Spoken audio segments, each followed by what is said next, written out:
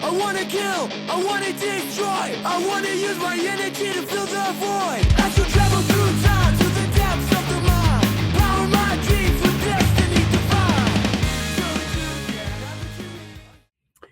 Hi guys, Howzit? Welkom terug allemaal to my Afrikaans speaking followers.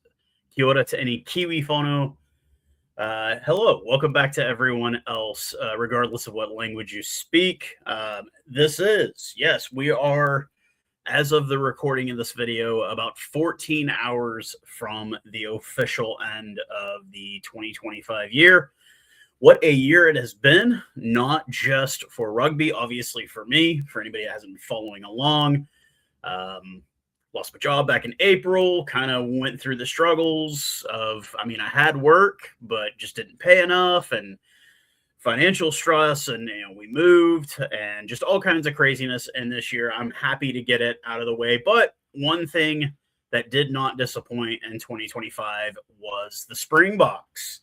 So I thought we would do a little video looking back at all the games in 2025 and then kind of a look forward to what does the future hold for the world's #1 team in rugby, talking about the mighty Springboks. But before we even get into that, I just want to go ahead and thank everyone for your continued support, whatever platform you're watching me on. This is just a hobby. This is something I just enjoy doing. I love discussing the game of rugby union. Never feel afraid to reach out to me. The amount of you guys that I chat with on WhatsApp on a regular basis continues to grow, and I appreciate finding like-minded rugby fans, regardless of what nationality you are, wherever you're at in the world. And thank you guys for the continued support of me, of Keith Rugby, of the Fairweather Rugby fan, whatever you want to call me. I do still appreciate each and every one of you, regardless of what platform you're watching this from. Thank you so much. Buy a donkey. Thank you guys so much. So let's go ahead. Before we even go into it, it was kind of hey, what's going to happen this year? What's really going to happen this year for the Springboks? And I had made a wish list for the year, and I'd like to think that, my wishes for the most part came true. But we'll go ahead and get it started off. Before the test window, Rossi, he does this. We did it multiple times during the year. He sets up these tests for our boys outside of the window just to get that extra bit of playing time. 15 total tests in 2025 for the Springboks. And we started off with a great one from Cape Town, the Barbarians. We did not have the greatest. We had tied them the last time we played them, and it was always fun. You never know what you're going to see when you see the Barbarians. And I have a love-hate relationship with that team because sometimes it's cool and sometimes it kind of sucks. But it was a warm-up match. We end up, the lone scorer for the Barbarians being the Frenchman Melvin Jaminet. It was the last game, not an official test considered, but last game for Ireland's Peter O'Mahony, Connor Murray, and Can Healy. But we get the win, 54-7. Vincent Shituka does make his debut in that game, but it really didn't count. Just an absolute fun game to watch. Obviously, the captain for the Barbarians, Peter O'Mahony, just showing his class before the game, offering a jersey to the fallen Springbok, former fallen Springbok before the game. And just a great crowd there in Cape Town, at Cape Town Stadium there in the Western Cape. But yeah, big win, 54-7. One didn't really count. It's not really considered a test, but it was still fun to get that. That's what we get back when we get the Springboks. Moving on, a week later, that's when the official test season begins. And with the British and Irish Lions tour happening this last year in Australia, we knew it was going to be, options were limited for as far as who's going to come down for a test.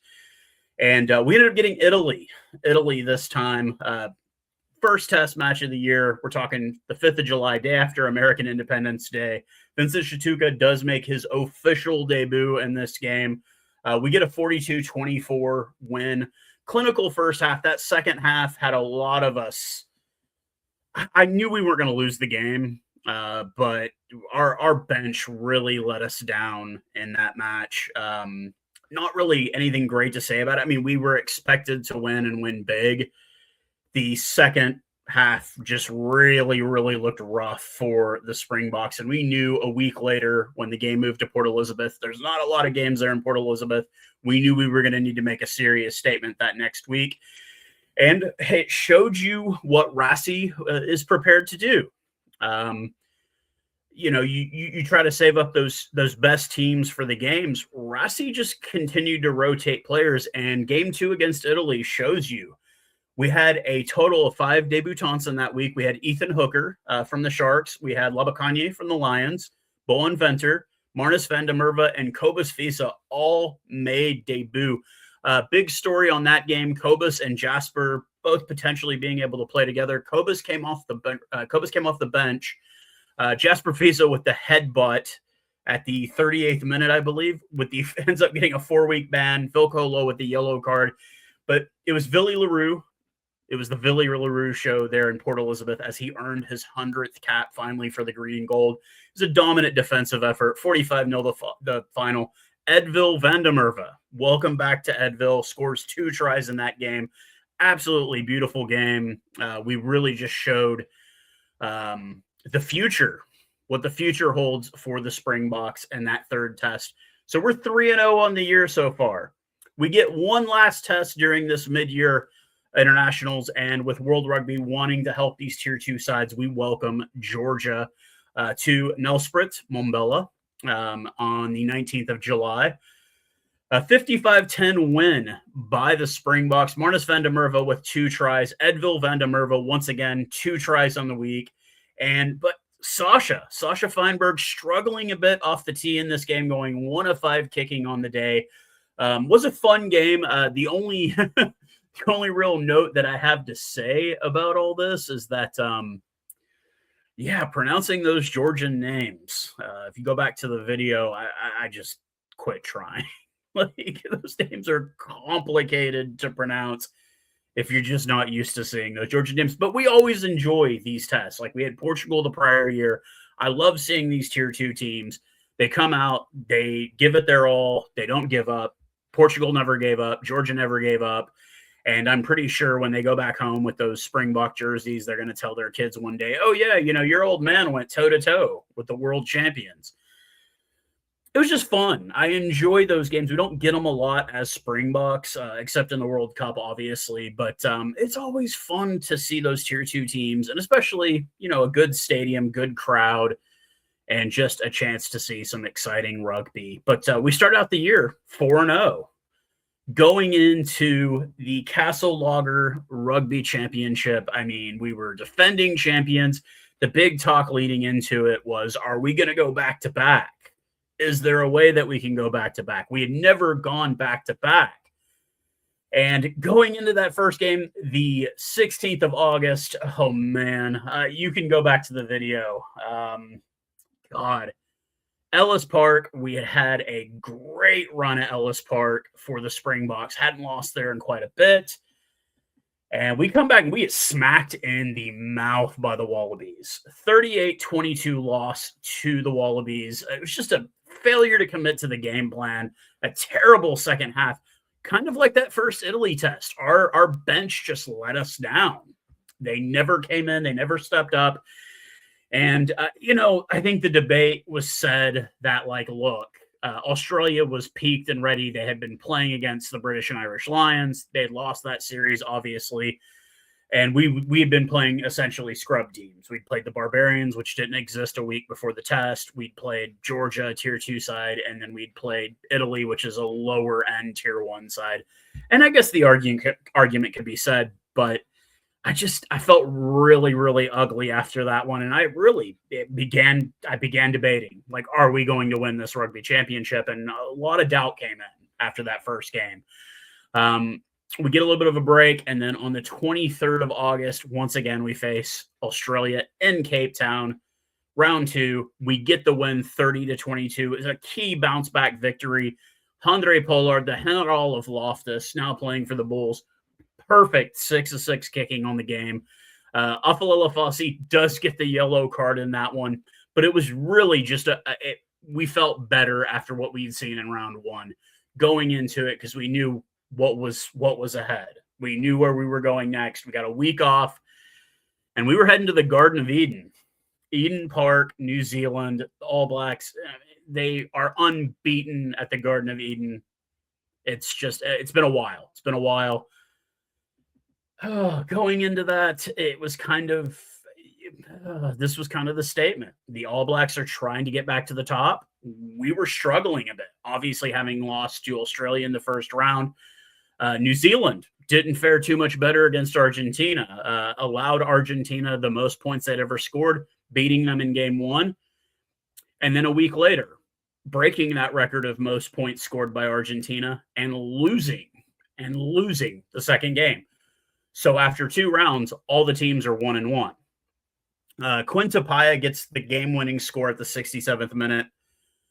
Just a very big back-and-forth affair. Great crowd at Eden Park, always. Eden Park, Auckland, for all the cuck that other Kiwis talk about Auckland. Auckland brings it when it comes to test matches. That stadium is world-class. I've been to it. The history, everything.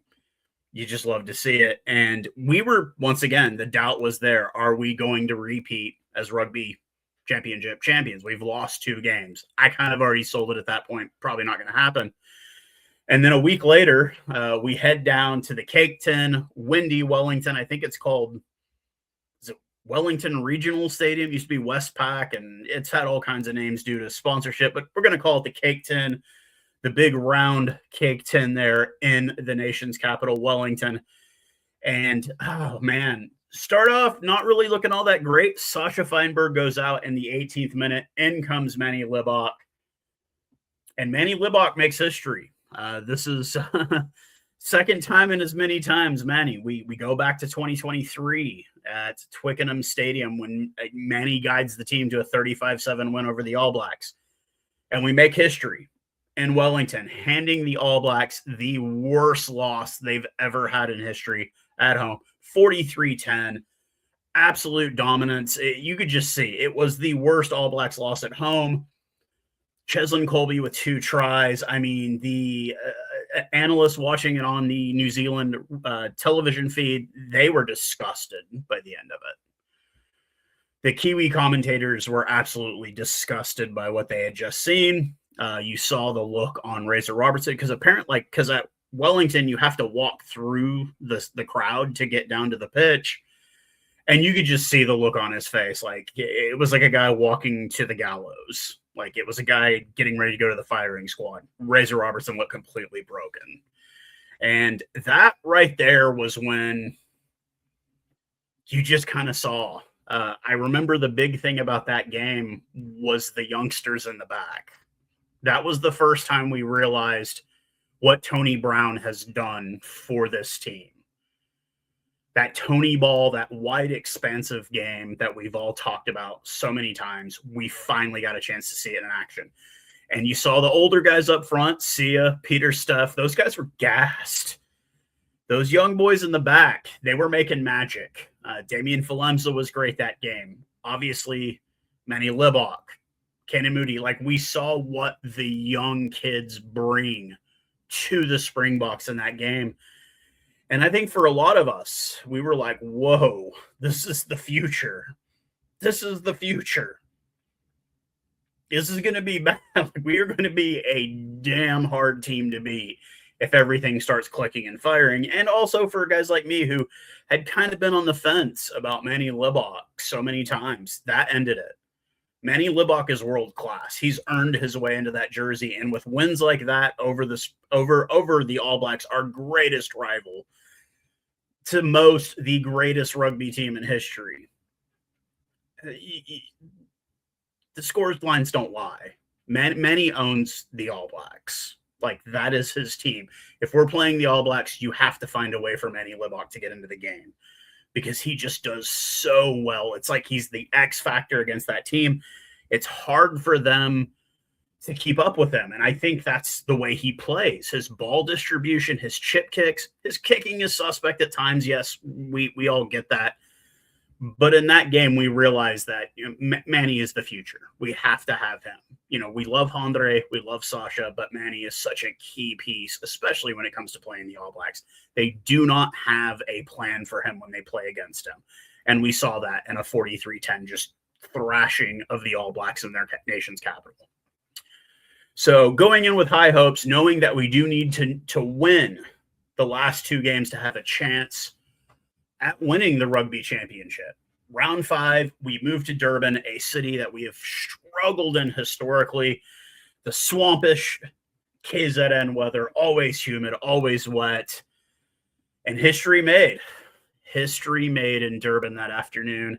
It's always been a bad spot, like I said, but Sasha Feinberg and Ngumazulu, 37 total points off of 3 tries, goes 9 of 11 off the tee, breaks Percy Montgomery's record. Peter Steph-Toy with a double, highest scoring game between the two, and set a rugby championship record for most points scored in a match. But making history, Sasha Feinberg. We knew he was here. That really cemented. This is the Sasha show. We've just got front row tickets. We're watching history being made. You can already put the argument in, our greatest fly half we've ever had as a Springbok team. The kid can do it all. He can score. He can kick.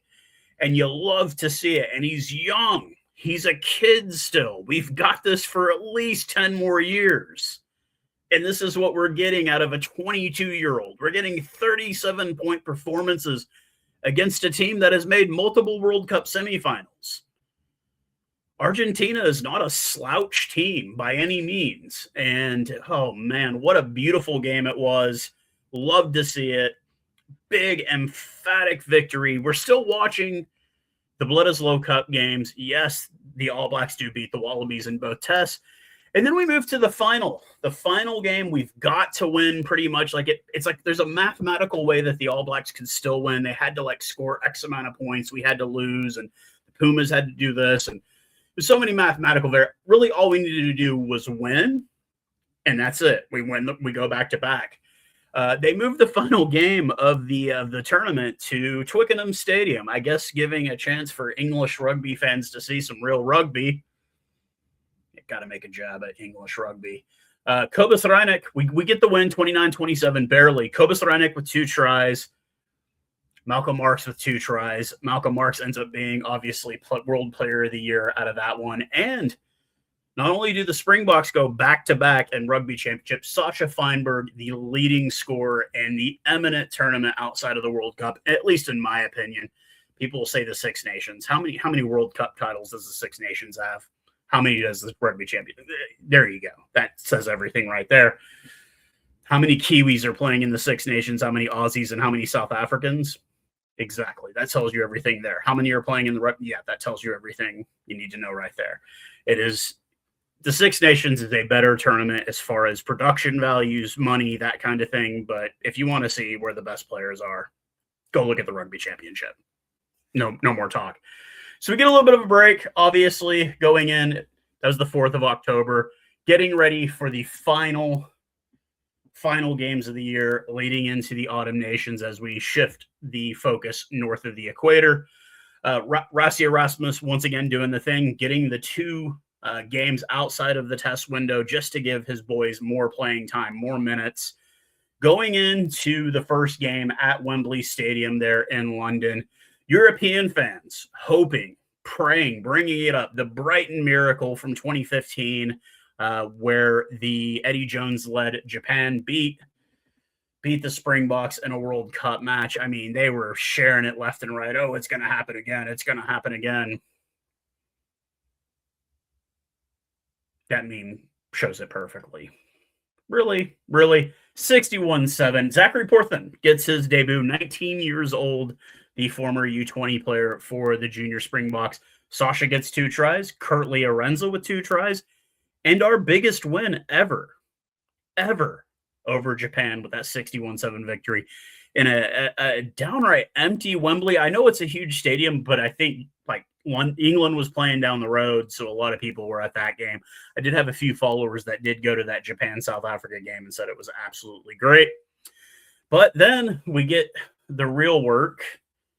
France, the European media dubbing it the top 2 teams in rugby, despite the fact that I think France was ranked 4th at that time and we were ranked 1st. It's not top 2. It's 1 versus a good European team.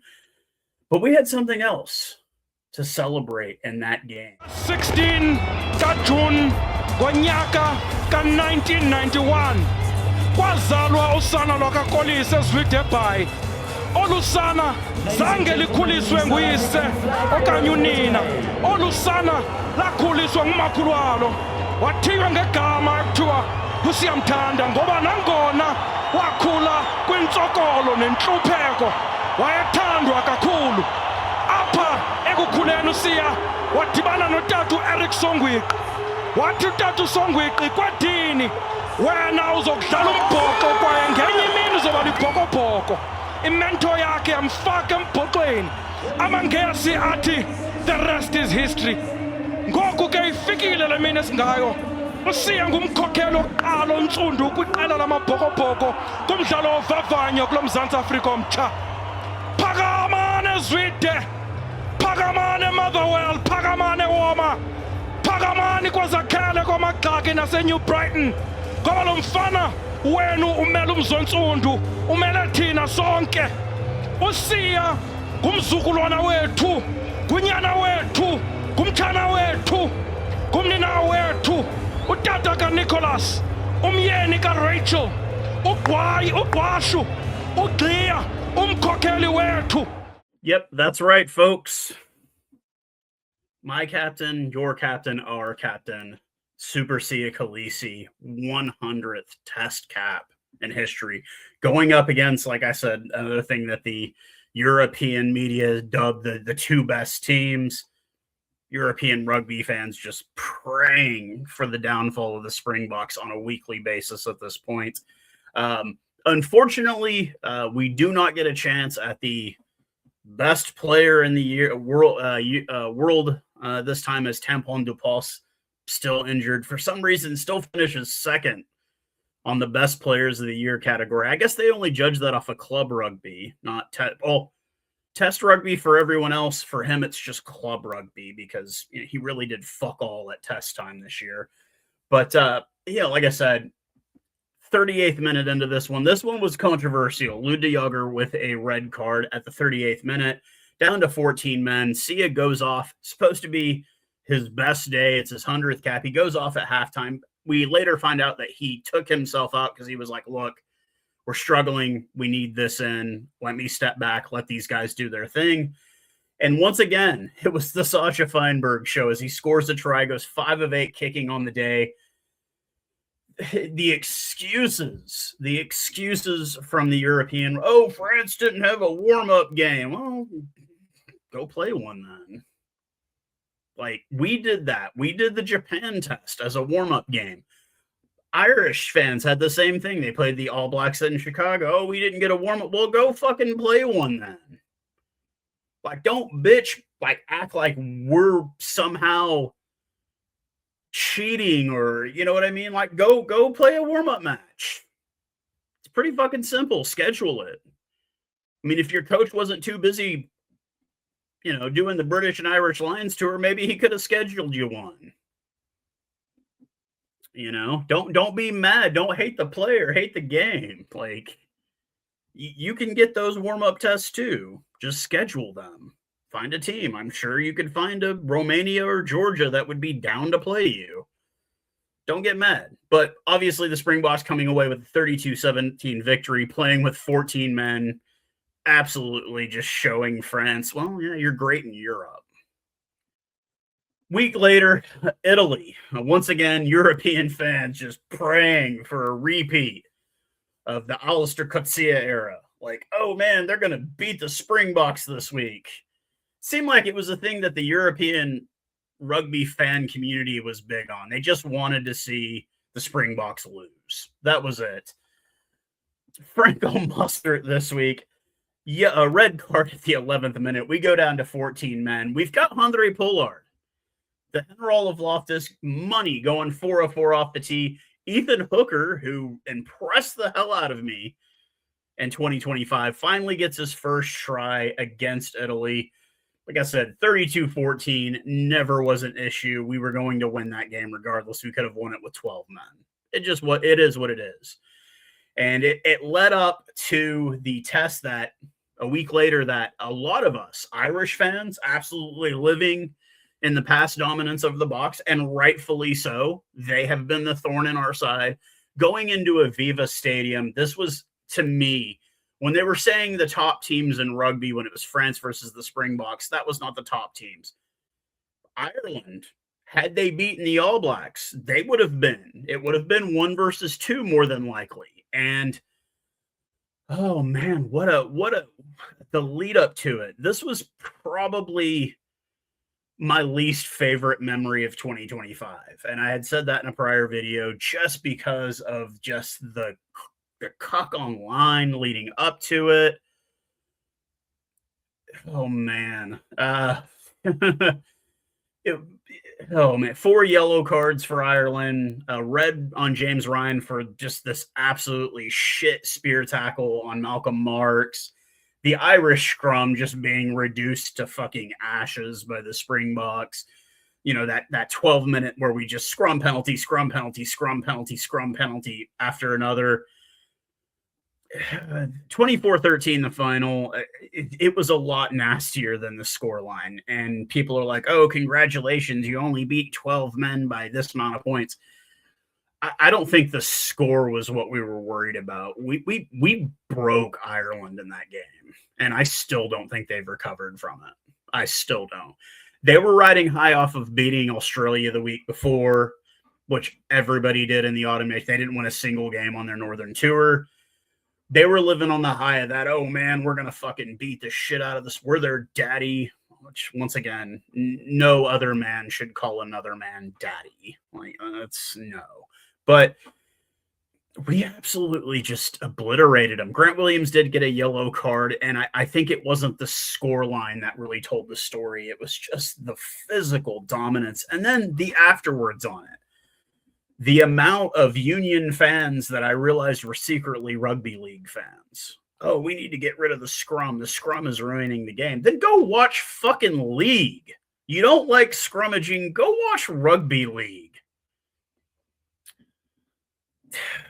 That was why it was a least favorite memory of 2025. That game could have meant so much more, but at the end of the day, it was shit talking between fans, and it was us finding out that European rugby fans are really actually league fans. No, we're not. No, we're not. Then quit bitching about scrumming. If you can't win scrums, get better at it. If you don't like scrummaging, go watch fucking league. They don't scrummage in league. And if you have something to say about Ireland's national team having that many imports, don't go look at their league team. It's like 90% English guys. Don't like scrummaging. Yeah, end of discussion. Don't like scrummaging. Go watch fucking rugby league. Get out of here. Last game of the year. Last game outside the test window. Of course, it's, the Springboks are dirty, and we won't have anybody available, and they need to stop being, and it's like, once again, Wales agreed to this knowing that it was outside of the window for the exact same reason, because they wanted to. They wanted the playing time. Leading into this one, the big talk, Kobus Reinek, the youngster at 36 years of age, finally earning his 50th cap. He was one of those guys that got some early time in his career, then they kind of got rid of him. Now, finally, finding a second gear going into 2025 and 2026, I still think that Kobus Reinek will make the 2027 squad. I don't think Faf de Klerk will. Kobus has just found a way to make himself that guy. He's that veteran guy. You know what you're getting from Kobus. You're getting explosiveness. You're getting just a bit of a menace at the breakdown. He's great out of the back of rocks, and we love Kobus Reinek. He gets his 50th cap going into this. And what a nasty game this was. 73-0 the final. Absolute worst loss for Wales history. Our biggest victory of the calendar year. Sasha Feinberg with 2 tries, 9 of 11 off the tee. There wasn't much that went wrong for the Springboks until the 78th minute. Eben Etzebeth, there's a little bit of a fracas out of a ruck, and he ends up with a thumb and an eye of a Welsh player. This kind of was a stain on it. I mean, once again, you saw the European content creators people calling for his lifetime ban. We were all calling for a ban. Like, you guys calling for a lifetime ban, get the fuck out of here. We were thinking 8 to 12 weeks, which is what it ended up being. But you just saw it once again. It was another situation. You pray for them to lose every week, and when there's a mistake made, you pray. Like, and like I said, when I had said it in the video, when I'd said the post game, like, if your idea of beating the Springboks is taking one guy out of the equation and thinking that you have a chance,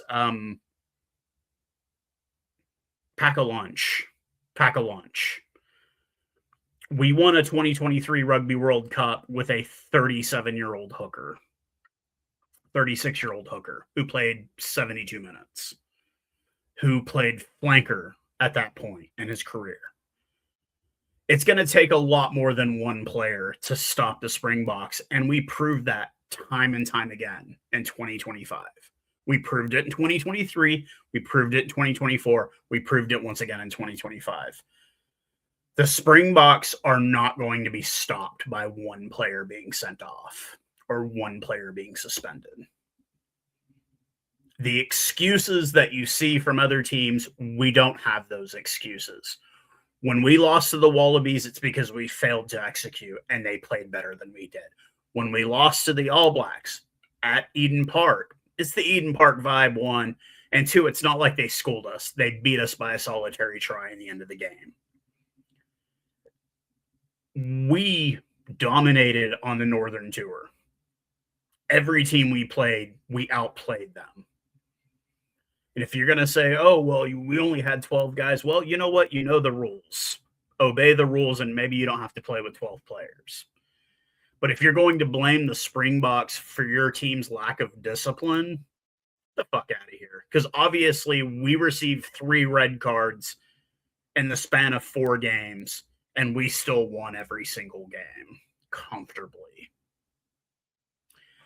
So that's it. Going 13-2 in the year, starting out the year number 1 ranked, ending the year number 1 ranked. It's where you want to be. You want to be 1-0 after every weekend, and that's the way I look at it. And people ask me the questions I ask after every week.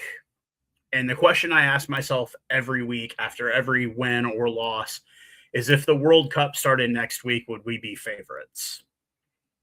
And every week, and if you ask me that right now on the 31st of December, 2025, if the Rugby World Cup started next week, would we be favorites? 100%. 100%. We learned this year that we haven't hit peak. We saw in multiple games this year of what the future holds for this team. And the future is in the youth.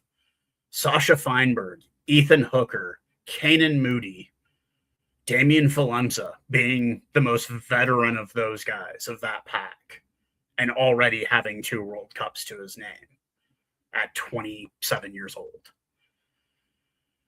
We're seeing the youth carry the Springboks forward in a way that they've never been seen. We were a team that relied on strong set piece play, forward dominance, and good kicking from a fly half. When you're putting up 43 against the All Blacks, 73 against Wales, 60-something against Argentina, that's not good kicking. That means you have an offense that fires on all cylinders. And Tony Brown, you can't help but think that that's the reason why, that wide out, that expansive offense that we have. Seeing Sia and Peter stuff the toy out wide, watching guys like Eben Etzebeth chasing down kicks. High-flying Cheslin Colby, Kurt Lee, guys like Edville van der Merwe, Ethan Hooker coming into his own, Kanan Moody coming into his own. The rise of the hybrid player and Andre Esterhuizen. You're starting to see other teams trying to copy that now. Andre Esterhuizen playing center and flanker in multiple games this season.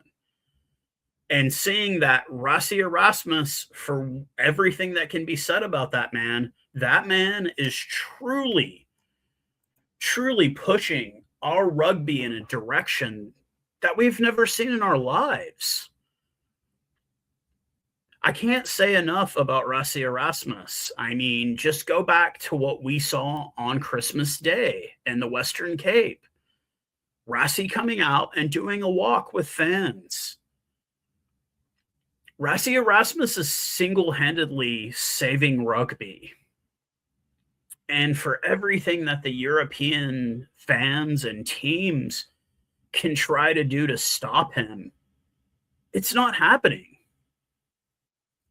We go into 2026 with optimism. We play again, July. We know there'll be a warm-up test before that. The European media, the English media, absolutely salivating at a chance for England to go at the Springboks. And it'll be a great game. We'll get to see. Who knows what 2027 holds? As we see changes happening in the club level, Sia Khaleesi heading back to the Stormers, these guys getting in the twilight of their career. Then you see guys that should be getting in the twilight of their career, guys like Kobus Thranek, who've just found a totally new gear in 2025. We see the rise of Sasha Feinberg, not nominated for World Player of the Year, but you put in a performance this year like that, there's absolutely zero question that we'll see Sasha on the nomination list for World Player of the Year in 2026. We simply are getting better every week. Even losses, the loss to the Wallabies was a learning experience. You see Rassie in the post game admitting, hey, I failed as a coach. Maybe the selections were right. We need to work on some things. Coming back and winning. Losing to the All Blacks at Eden Park, knowing that it was just small margins that we could have won that game. Coming back a week later. Sasha going out in the 18th minute. The youngsters in the back showing Springbok rugby fans, South Africa rugby fans, and rugby fans across the world what the future looks like for the Springboks. And ladies and gentlemen, the future is bright. So I hope you guys enjoyed this long video here. It was just a retrospective look at 2025. I just want to, once again, thank you guys for your continued support. I hope that wherever you're at in the world, that 2026 brings you good luck, goodwill, happiness, peace, all that kind of stuff, all that stuff you see around the Christmas holidays, goodwill towards men and women. And we'll see you guys again very soon in 2026. Cheers, guys.